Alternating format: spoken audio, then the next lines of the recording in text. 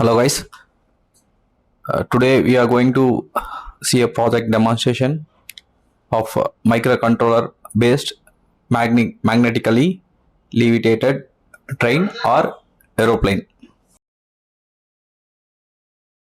So actually this is a mechanical project. The main concept of this project is we are going to levitate object using electromagnet. So let us see how it works. Actually, this concept is basically work on magnetic repulsion concept.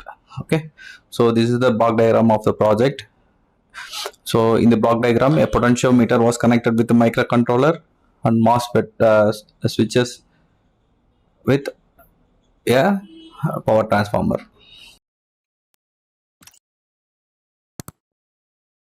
Coming to the point, magnetic levitation, a lot of theories was discussed in journals.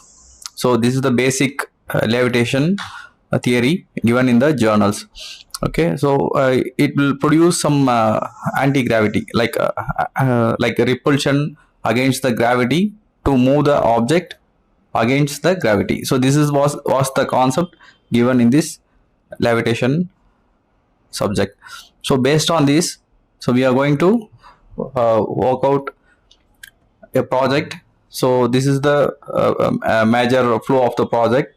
So a IR transmitter and receiver was kept in a path. So we are going to design this entire project for a train.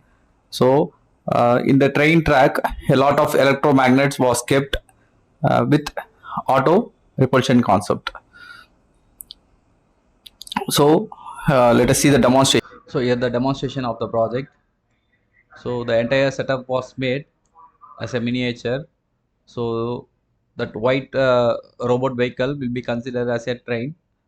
A series of electromagnets was assembled below that train. So the basic working of this project is whenever the object came near to that electromagnet, a IR sensor get activated and it will start pulling the object. That is, it will pull against the gravity. So here the electronic circuits, which includes a microcontroller, potentiometer, and MOSFET switches.